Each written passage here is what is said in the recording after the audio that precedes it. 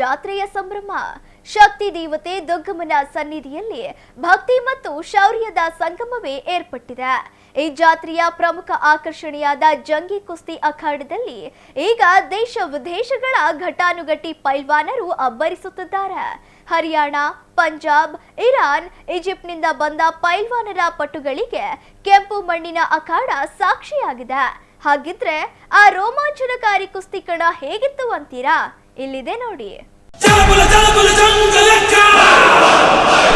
ದಾವಣಗೆರೆಯಲ್ಲಿ ಅದ್ದೂರಿ ದುಗ್ಗಮ್ಮ ದೇವಿ ಜಾತ್ರೆ.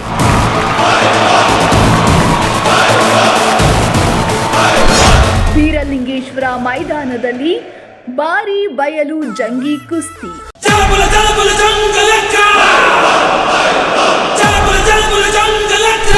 ಇರಾನ್, ಈಜಿಪ್ಟ್, ಹರಿಯಾಣದ ಘಟಾನುಘಟಿ ಪೈಲ್ವಾನರ ಸೆಣಸಾಟ.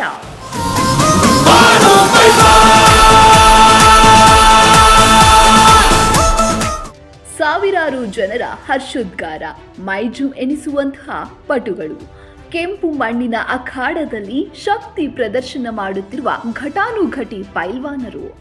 ಈ ರೋಮಾಂಚನಕಾರಿ ದೃಶ್ಯಗಳಿಗೆ ಸಾಕ್ಷಿಯಾಗಿದ್ದು ಬೆಣ್ಣೆ ನಗರಿ ದಾವಣಗೆರೆಯ ಬೀರಲಿಂಗೇಶ್ವರ ಮೈದಾನ.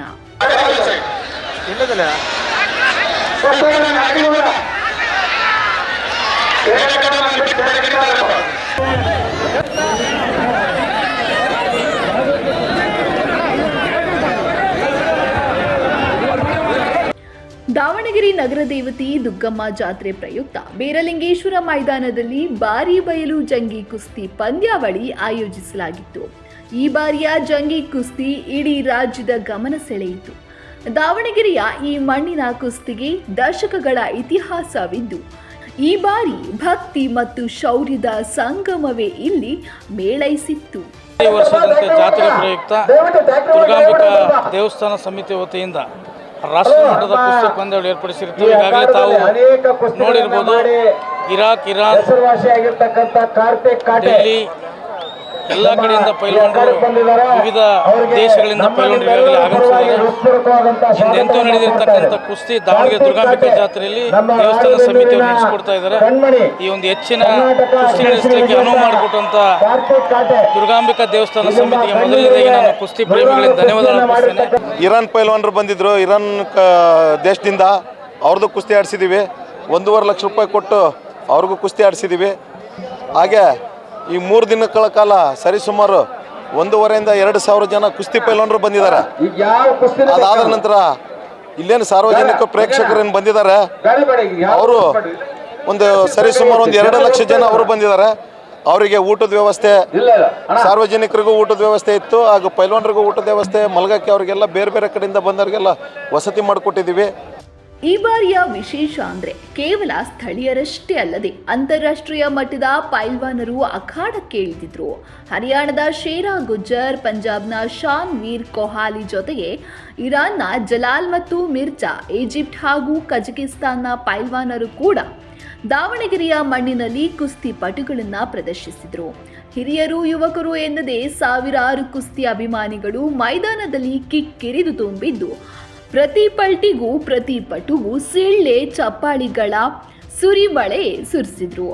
ದಾವಣಗೆರೆ ಜಾತ್ರೆ 3 ವರ್ಷಕ್ಕೊಮ್ಮೆ ಕುಸ್ತಿ ನಡೆಯುತ್ತೆ. ತುಂಬಾ ಖುಷಿ ಆಗುತ್ತೆ. ಹೊರಗಡೆ ಅಂತ ತುಂಬಾ ಜನ ಕರೆಸಿದ್ದಾರೆ.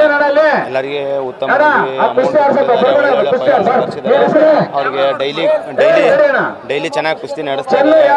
ದುರ್ಗಮ್ಮನ ಜಾತ್ರೆಯಲ್ಲಿ ಯಾವತ್ತು 3 ವರ್ಷಕ್ಕೊಮ್ಮೆ ನಡೆಸಿದ್ರು ಎಂಥ ಪೈಲ್ವಾನರು ಹೊರದೇಶದಿಂದ ಸಹ ಬಂದು ಮೈದಾನದ ಕುಸ್ತಿ ಆಡಿದ್ರೆ ಈ ದುರ್ಗಮ್ಮನ ಜಾತ್ರೆ ಆಡ್ಬೇಕಂದ್ರೆ ಬಹಳ ಶ್ರಮ ಪಡ್ಬೇಕಂತಾರಲ್ಲ ಹಂಗೆ. ಯಾಕಂದ್ರೆ ಹೇಳ್ಬೇಕಂದ್ರೆ ನಾವು ಈ ದುರ್ಗಮ್ಮನ ಜಾತ್ರೆ ಕುಸ್ತಿ ಆಡಿದ್ದೀವಿ. ನಾನು ಗದಾ ಹೊಡಿದ್ದೀನಿ.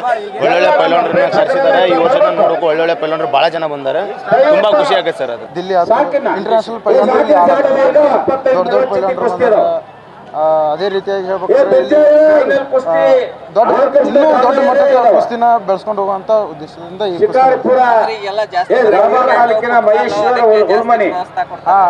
ಅದಕ್ಕಿಂತ ನಮ್ಮ ಗ್ರಾಮೀಣ ಕ್ರೀಡೆನ ತುಂಬಾ ಬೆಳೆಸ್ಕೊಂಡು ಹೋಗ್ತಾರೆ. ಈ ಊರಲ್ಲಿ ತುಂಬಾ ಜಾಸ್ತಿ. ನಮ್ಮ ಬೆಳಗಾವಿ ಕೂಡ ಹೆಂಗೋ ಅದೇ ತರನೇ ಇಲ್ಲಿ ದಾವಣಗೆರೆ ಅಂದ್ರೆ ಒಂದು ಹೆಸರಂತ ಬರ್ತೀವಿ. दावणगेरे को 5 साल के रेंज कोल्हापुर बहुत अच्छा मैदान है, व्यवस्था भी सब अच्छे, सब कुश्ती लगाई मेरी 20,000 में कुश्ती लगाई, अच्छी कुश्ती लगाई। ये लोग बहुत अच्छे हैं और मैदान भी बहुत अच्छा है, इसका बहुत अच्छा नियोजन बहुत अच्छा किया है इसने, बहुत अच्छा।